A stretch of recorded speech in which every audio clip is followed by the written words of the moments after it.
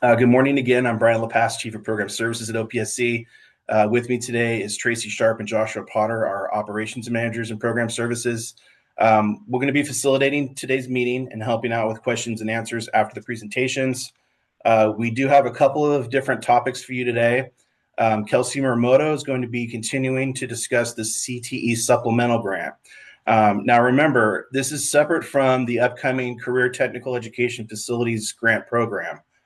This is a supplemental grant that's part of a mod project that was implemented as part of Prop 2. We have full regulation proposal to share with you today. And while those regulations, mirror the CTE, the bigger program pretty closely, and they're going to seem familiar. A lot of the rules will seem familiar to those of you that know that program. There are differences. And so we're going to be covering those today. After the supplemental CTE grants, we're going to have Maria Faust, and she's going to be speaking to Second Round Modernization. Pardon me. We have fully developed regulations for that as well to share with you. We didn't get a whole lot of feedback on this topic, and I think mostly it's because we already had regulations, but we're hoping for a little bit more input today so we can kind of finalize this and get it moving forward. We have developed some more prescriptive procedures, though, that we wanted to go over, and we're looking forward to showing those off. So Maria will be talking about those. Looking forward to our discussion. Again, just a reminder to use the Q&A function today, not the standard chat, because we are in a webinar format. So we'll try to remind people as they arrive. If we haven't already, we're going to be posting the actual presentation in the chat for you to look at today. But with that, I will be turning it over to Kelsey. Kelsey, just give me a second to share my screen. Let's see.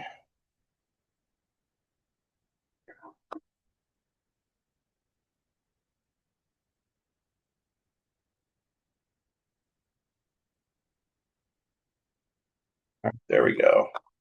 Everybody can see that okay? Yep, looks good. All right. All right. So hi, I'm Kelsey, and today we will continue our discussion on the Career Technical Education CTE Facilities Modernization Supplemental Grant. This item includes proposed changes to the School Facility Program, SFP, Regulation Section 1859.78.10, and changes to the application for funding, Form SAB 5004, since the versions introduced at the May 8th stakeholder meeting. So beginning on stamp page 2 of this item, you will find a summary of the stakeholder feedback and OPSC's responses as a result of the May 8th meeting. So the first stakeholder comment requests to use architect prepared estimates in lieu of Sierra West F1 level costs for the CTE scope of work in order to reduce administrative burden and to align with the Career Technical Education Facilities Program, CTEFP, application documentation. OPSC acknowledges this request. However, because this is a supplemental grant for CTE components under modernization funding, and also to align, to maintain consistency with other sections of regulations, OPSC has updated our recommendation to use the current construction, remodeling, and repair cost publication by Sierra West Publishing at the F2 level for the CTE scope of work associated with reconfiguration or modernization of a school building. The next question asks if a project with a current California Department of Education CDE score letter can request the supplemental grant if the contract for the work was executed prior to July 3rd, 2024. In response, to request this modernization supplemental grant, contracts must be executed on or after July 3rd, 2024. Additionally, for any project to be eligible, the CDE score letter must have been issued on or after July 3rd, 2024, and must include a minimum score of 105 points. The reason for the July 3rd date is because this is the date statute was chaptered to place Proposition 2 on the ballot.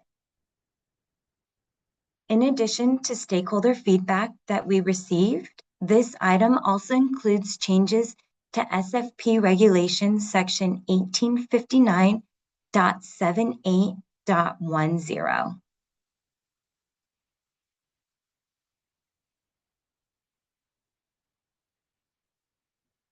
Okay, so in the title of SFP Regulation Section 1859.78.10, the word facilities was changed to components. Also, the word facilities was replaced with components on the Form SAB 5004 as well, and this was done to align with statute. Regulation Section 1859.78.10A3C was revised to include career technical education to specify the type of CDE score letter that is required.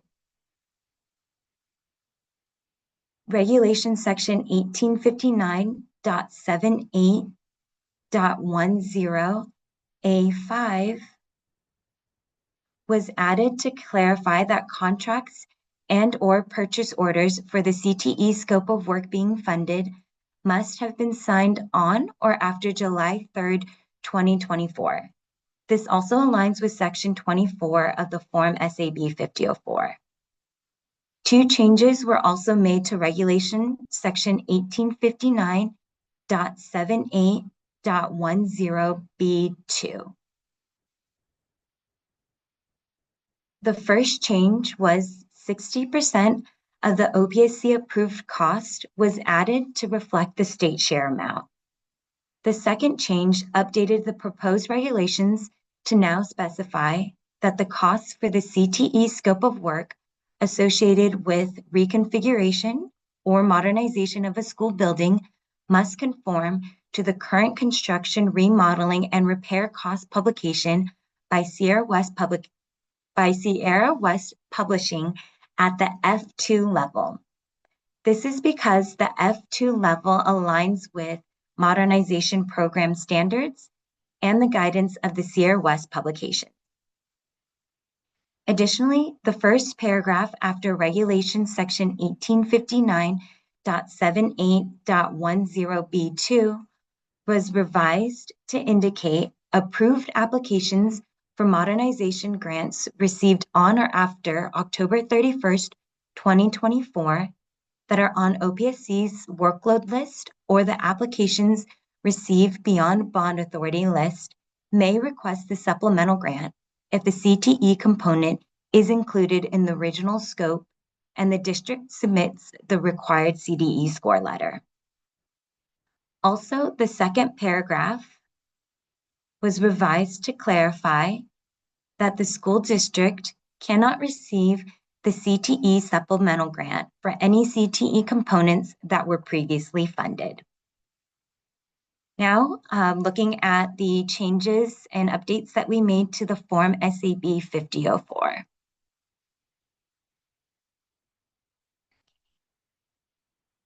All right, so for our proposed changes, revisions to subsection F of Section 6 were made to include an edible entry for 60% of the CTE components cost.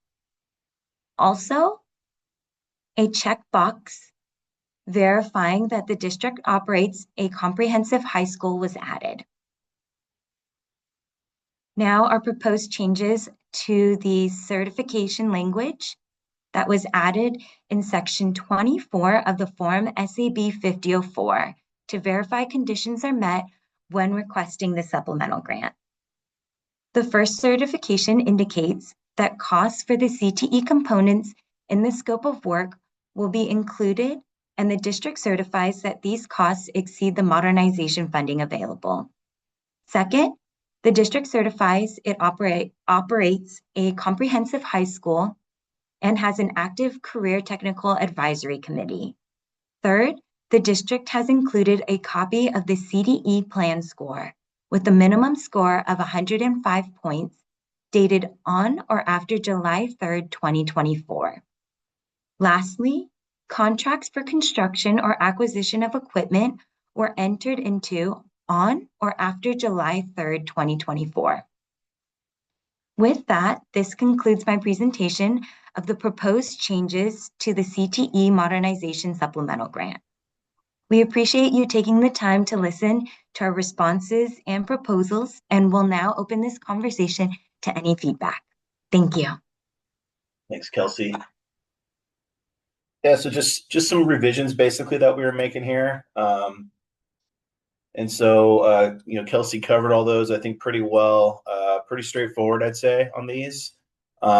This is another topic that I don't feel like we've received a ton of feedback on, and I view that as a good thing.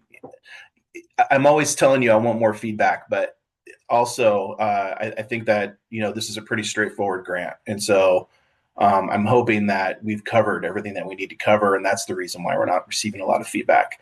But that said, here's your opportunity. If you have any questions or you have anything you want to input, please do so. Like I mentioned earlier, you can raise your hand and we can unmute you, or you can use that question and answer box. I'm not seeing anything in there currently. I'm also not seeing anything in the chat. So I'm going to give it just a minute here before we move on, but I want to give you that opportunity to ask a question if you have a question.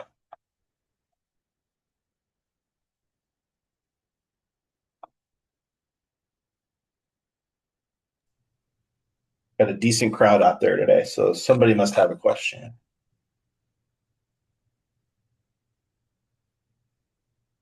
Like I mentioned earlier, we're going to be posting this after the meeting. You can always go back and review it, and if you have a question then, you can send it to us. You can email it to our communications team, or you can email it directly to one of us. We'd be happy to answer it.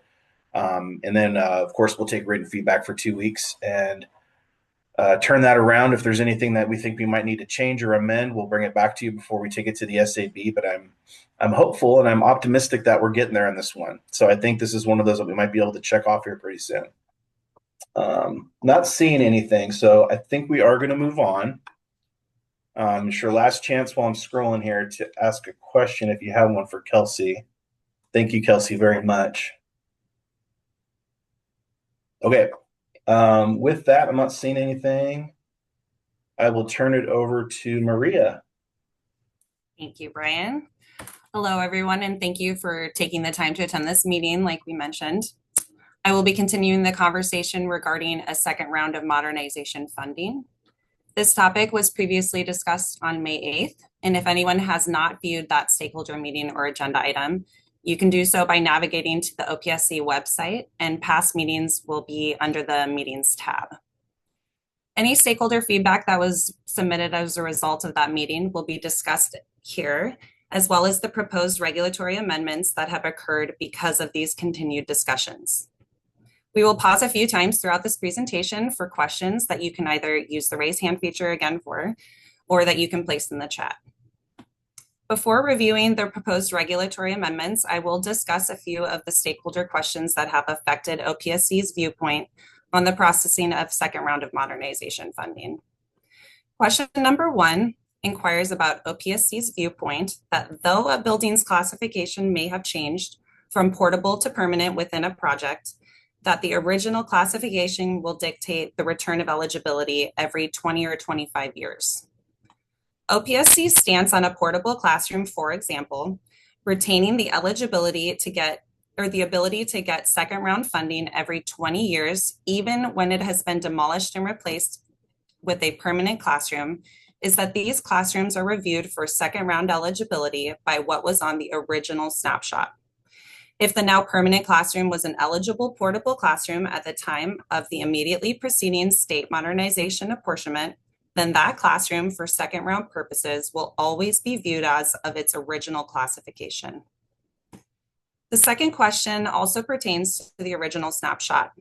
It asks why the second round of pupil grants must be dependent on whether the funding is made available by permanent or portable classrooms, given that the funding request does not distinguish between the types of buildings that the eligibility is derived from. Like the previous question, the determination of grants is dependent on what was eligible during the immediately preceding apportionment. Because of this and the statutory language that buildings become eligible at either 20 years for a portable or 25 years for a permanent building, funding will be made available when those buildings become eligible. Portable buildings become eligible 5 years before permanent buildings do, and therefore, those second round grants will be available for a district to use earlier than the permanent grants. It is important to note that a district can leave the portable grants on the baseline until the permanent grants become available and then use them all together on an eligible project. Finally, as statute does point to the frequency and type of pupil grants that are generated by these buildings, the type of modernization project the district completed during the immediately preceding apportionment does not dictate how the grants are made available. The third question is regarding the use of second round funds to modernize as a better use of public resources and whether the replacement in like kind non-classroom square footage can be an allowable circumstance.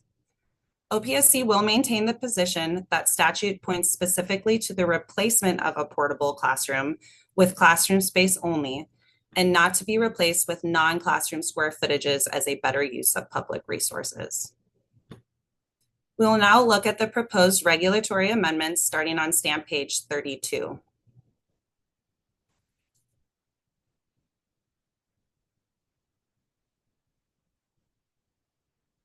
Okay. The first proposed amendment is for SFP Regulation Section 1859.61 for adjustments to the modernization baseline eligibility. As you can see, subsection I has been modified to include I1, I2, and I3 to allow for the addition and removal of second round grants. I1 will cover increases to the modernization baseline as a result of portable facilities qualifying for an additional apportionment. As a result of stakeholder feedback and internal discussion, it was determined that any grants that were previously retained as a result of an audit will also be made available on the baseline. I2 will cover increases that are due to permanent facilities qualifying for an additional apportionment and will also allow for for grants that were previously retained as a result of an audit. I3 is in place to ensure that the baseline accurately reflects what is available to the district for use as a result of second round. For portable classrooms that are unable to meet the statutory requirements necessitating that the second round funds be used to replace the portable classroom because it was already demolished and replaced in a state-funded project, the second round grants will be first placed on the baseline to show that those portables did generate second round eligibility, and then be removed using the I3 adjustment to show that they cannot be used due to the previously mentioned reasoning. I will pause here for everyone to review these proposed adjustments in the regulations and ask any questions you may have at this point.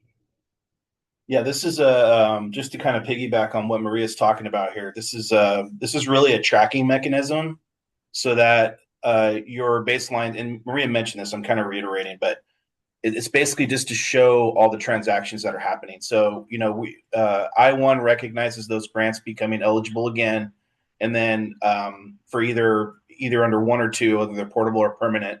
And then I3 is for those ones that aren't going to be able to ever fulfill the requirements in the statute, and so we're going to remove them. So the reason that we put that in there instead of just not adding them in the first place is so that it's clear they've been added back and then removed. So if there's anybody with any questions on those, it'd be a great time to ask them. This is a little bit of a nuanced, I'd say, rule, but we thought it was important for transparency and just making sure that when you look at your baseline and you look at your history of your sites, that it's following everything that happened.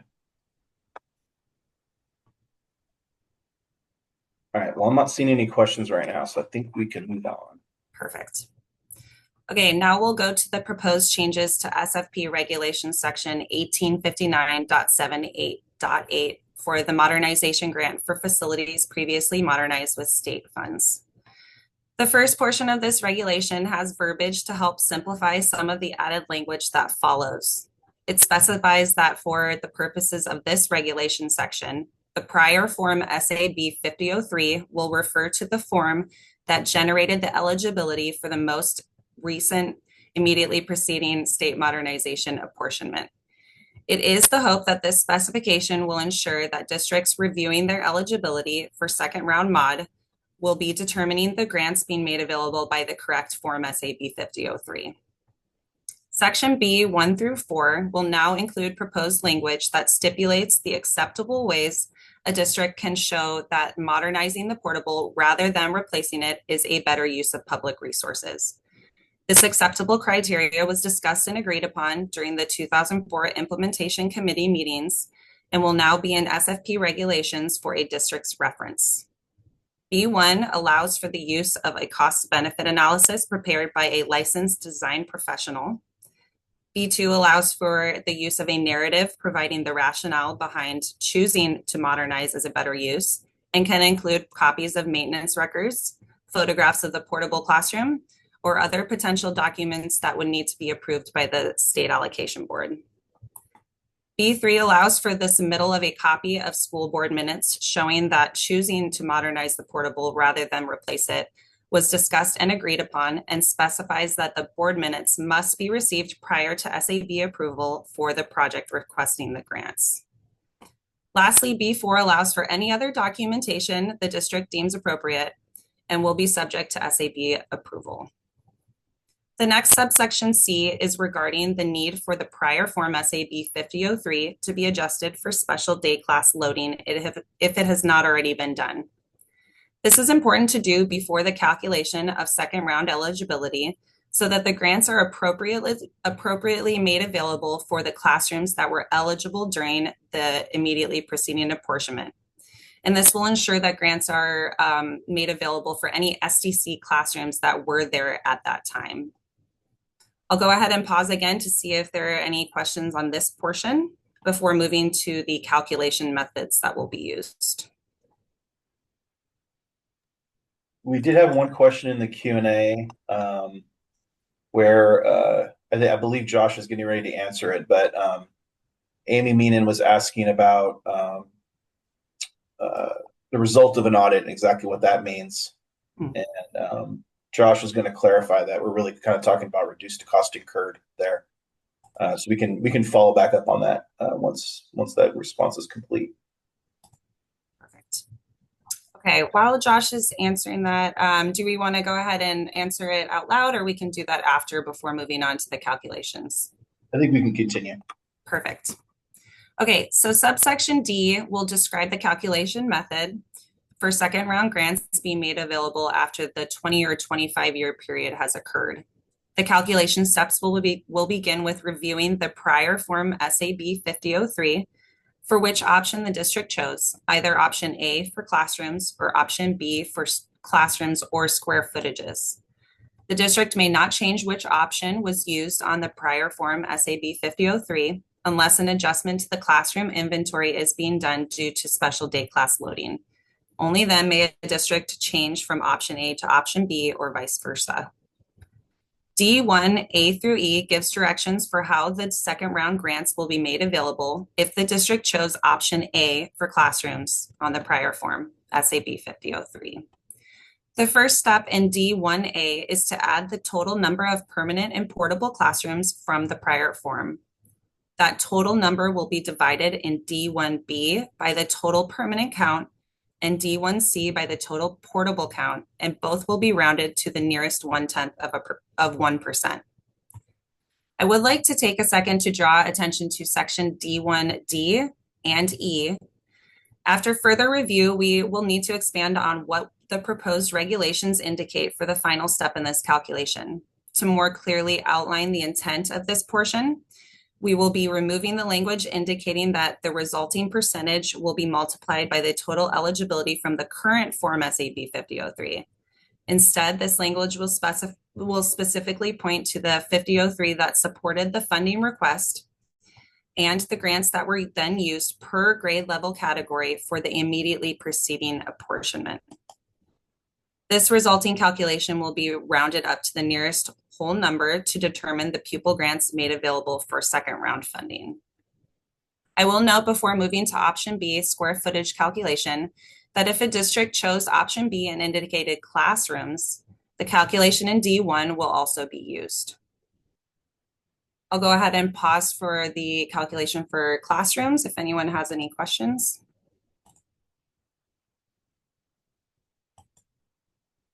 I see one from Emily to request to modernize a portable rather than replacing it. Does this request need to be SAB approved?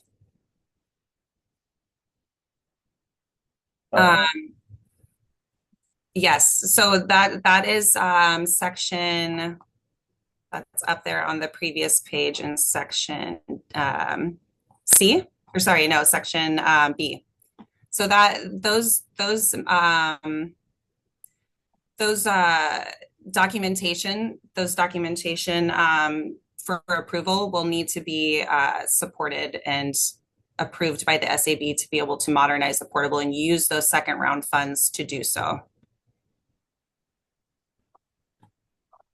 Thank you. Mm-hmm.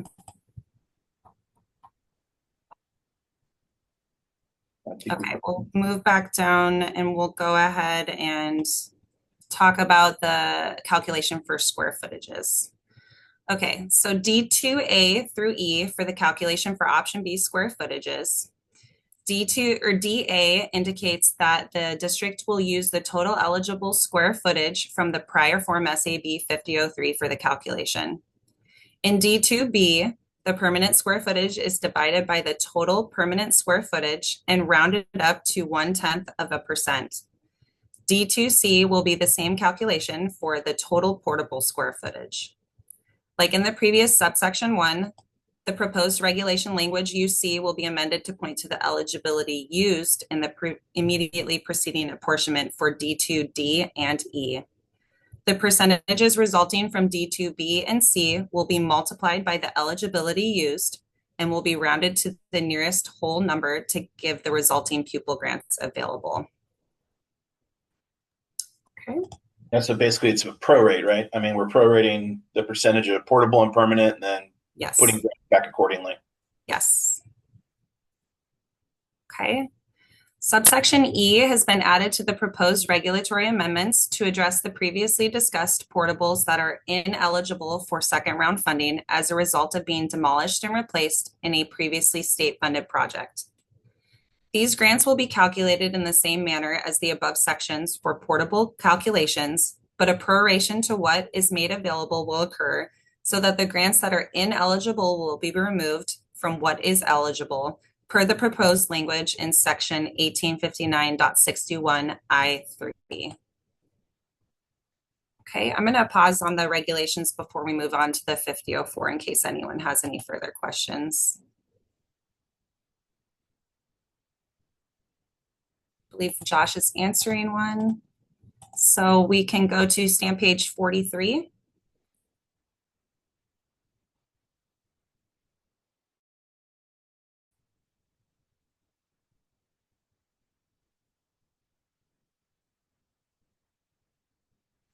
We do have a small change in the certification section. What you see here for box number 2 will point to the proposed language in regulation section 1859.78.A. Sorry, 78.8 B1 through 4, which outlines the allowable documentation for modernization as a better use of public resources. This is so that the districts have a reference point when requesting second round grants through checking that second box. Okay, that will conclude this presentation on the proposed regulatory amendments for second round. I'd like to thank everyone again for your time and continued consideration as we work through the best way to implement the processing guidelines for second round. I'll now hand it over to Brian for any additional questions. Thank you, Maria. I think we got through those questions. Josh, do you want to maybe go over those for everybody? Yeah, absolutely. Again, thank you for the questions. Please continue to post your questions. Again, if you have questions, put them in the Q&A section rather than the actual chat. Going back to one of the first questions, Amy had asked to expand on the result of an audit. There are currently provisions in the regulations that allow for the return of pupil grants from an apportionment that was previously funded, and then maybe the district didn't move forward with it. And so it's known as a reduced to cost incurred. As that's not a defined term, we wanted to point back to the audits to basically say, when you have that RCI, any grants that are retained, meaning they are not returned, so it's kind of equivalent to the funding that was actually expended, those grants would still be eligible to come back as an additional apportionment, again, 20 or 25 years from that RCI apportionment. So that's the clarification to the audit. It's to reference that from the RCI circumstance. Regarding the citation of the referenced regulation sections, we did utilize what we currently have for those return grant options. We will double check to make sure that they are correct and ensure that we have the right regulation sections referenced in there that point back to that audit circumstance. We did have another question about the cost benefit analysis, whether that, again, going back into the better use of state funding or state resources, does the cost benefit analysis need to follow the Sierra West process, or could it use replacement grant amounts? There is no standardized format in which that cost estimate needs to be done. It could be a Sierra West cost estimate format. It could be an entirely different one, maybe actual costs or bid document concepts that are applied. So that one is actually open. The only thing that we have provided in the proposed regulations is that the benefit CBA, the cost benefit analysis, be prepared by a licensed design professional. So whatever is most appropriate to the process being done. And then an additional question on the classroom count or square footage under option B. Is there one that is more beneficial than the other? So the option B gives you the opportunity to utilize either a classroom count calculation or a square footage. Because the classroom count is very specific, it is only relative to the classrooms within the campus or the site, whereas the square footage encapsulates all facilities on the site. The percentage of that outcome can be different. And so it will actually produce a different ratio. So there could be one that is more beneficial than the other. And that is where the calculation would need to be kind of considered when it comes to preparing things such as your 5003 and moving forward into this process. Thank you, Josh. There's an additional question from Lori. Hello, Lori. It says, will OPSC provide any templates or calculators to assist districts with determining their eligibility amounts? I know that we've worked on a lot of these internally. I think we'd probably be happy to share those with you or at least walk you through them. Just reach out to us and we can definitely provide that to you. We're also kind of looking forward a little bit. We don't have concrete plans yet, but I imagine that we'll be having some training on some of these things, especially these more kind of, I don't want to say nuanced, but they're a little technical. There's some mechanics that go in there, so we'll try to get some of those resources out to you to assist with that and provide at least some guidance, if not a template that you can use. So yeah. Anyone else? Not seeing any other questions at the moment. Just a reminder to use that Q&A function. I don't see anything in the chat anyways that we can see. And I don't see anybody with raised hands, but I'm going to give it just a few minutes here. Oh, we have another question from HPD. Can you clarify why OPSC will not recognize all of the allowances under use of mod grant funds, which is section 1859.79.2, when the district certifies that, quote, modernizing the portable classroom, unquote, is a better use of public resources? Why would a district have no control over what their modernization scope is comprised of as long as it's allowed under the regs? I'm not 100% sure exactly what you're getting at here. If this kind of is in reference to specifically the portables being replaced with non-classroom space, those portable classrooms that generated this additional apportionment, it really goes back into that statutory language. The statutory language is specifically saying that the board shall require that the district use the modernization funds to replace the portable classroom. It's OPSC's understanding, again, that interpretation applies to having to build that back with a classroom. All other aspects of the additional apportionment or second round mod goes right back to the flexibility of standardized modernization. It is exclusively that portable classroom as identified in statute. Yeah, if there's something you want to clarify, raise your hand. We can definitely call on you. But I think I highlighted this right here. We're recognizing what your comment is, that you think that we could apply the better use of public resources to the replacement facility. I think we're just more seeing that in the capacity of when it's being modernized versus being replaced. So If you're going to keep the facility and you're going to modernize it, that's when that better use concept comes in.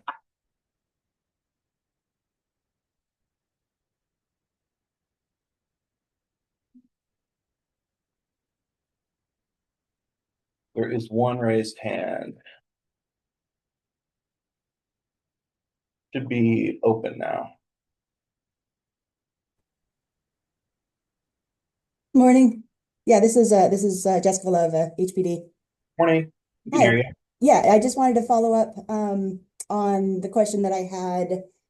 So yeah, we understand that the use or that the replacement of the portable classroom has to be classroom space. But when looking at the alternate, at the certification that the use of that the modernizing it is a better use of public resources, why would they not be able to do like anything else that they could do normally under mod? And again, that ties back to our application of the statutory readings. To be able to do the modernization as a kind of better use of state funds, again, has the term of modernization in there. So a modernization of it is still acceptable.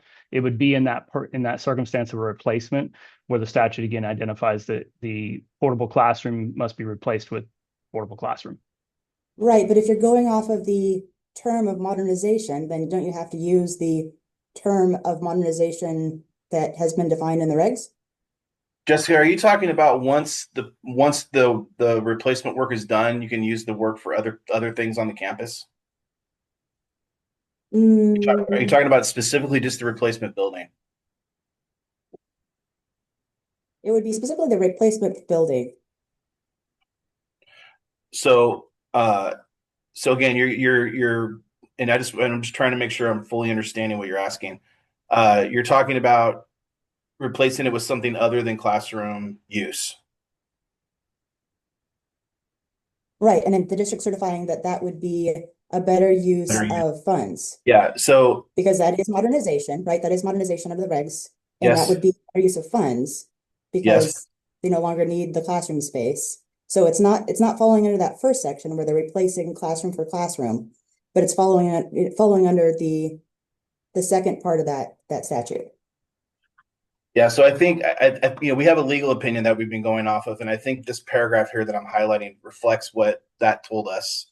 And again, I mentioned it a minute ago, but we're looking at that phrase, modernizing, or a better use of public funds, having to do with when the facility is being modernized, to not replace. And I hear what you're saying, that replacement in kind is an allowable use of modernization funds.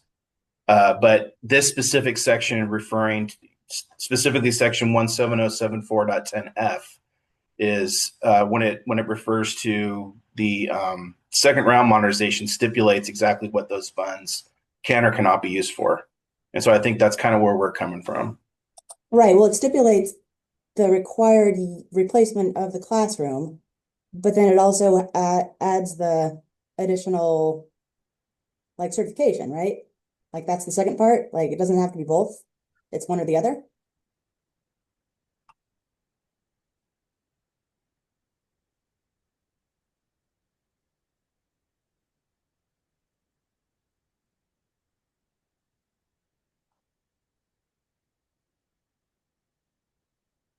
So it says replace and remove from classroom use unless district is able to document that modernizing is a better use of public resources. And it doesn't say that modernizing has to be a replacement. It just says modernizing. Yeah. I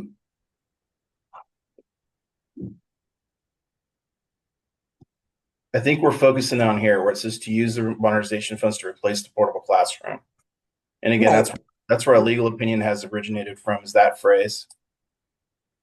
Right, but then there's also the unless. When it has to do with modernizing rather than replacing. Correct. That's where it ties back to going into that legal opinion, was if the replacement is going to take place, if they're going to demo and build that back, it must be replaced with a classroom space. Or it's the unless the district chooses to keep it, they can modernize it. Yeah. Okay, I'm thinking without further clarifications in the regs, like the modernization grant funds can be used for that. So you might just need to clarify it a little bit better in the regs. Okay. Yeah, we can take a look at that. Okay, yeah, I think I see what you're saying, but Okay. just want to make sure you guys were understanding our where we're coming from. Yes. No, thank you very much for clarifying. And I think we do. But yeah, I appreciate the question and the feedback there. All right. Do we have anybody else with any questions? Looks like we lost about 10 people. I'm going to stop the sharing here. All right. Oh, there is an additional question. If a portable building generating second round modernization was never used as a classroom, let's say it was a library or student support space, can the district request second round modernization to replace the portable in kind with non-classroom space? It would all tie back to, again, that snapshot. What was it determined to be accounted for the modernization snapshot? Hope that makes sense. I'm going to keep it here just for one more minute in case there's any more questions. We do have more meetings coming up soon on other topics. We'll be posting those in the near future, so keep an eye out for those. If you haven't already, go sign up for our email notification list, and you'll get that information right to your email inbox. You can find that on our website.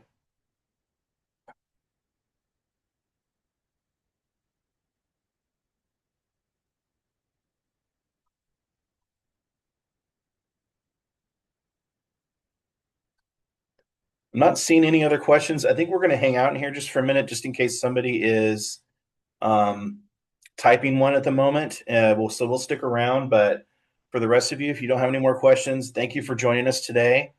We look forward to seeing you again soon, and we appreciate your attendance and your feedback. And we'll see you all very soon. Thank you. I'll keep it here just for 1 minute.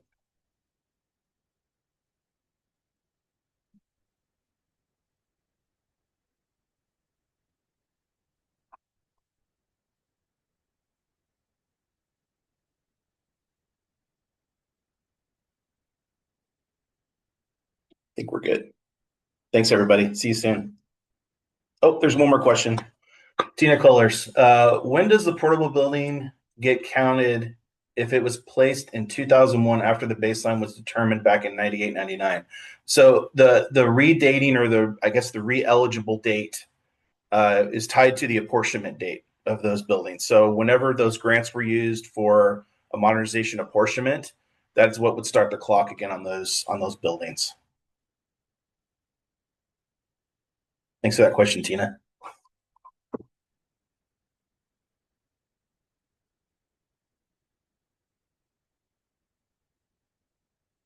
Okay, if there's any other questions, please submit them to us. Thanks again, and we will be seeing you all very soon.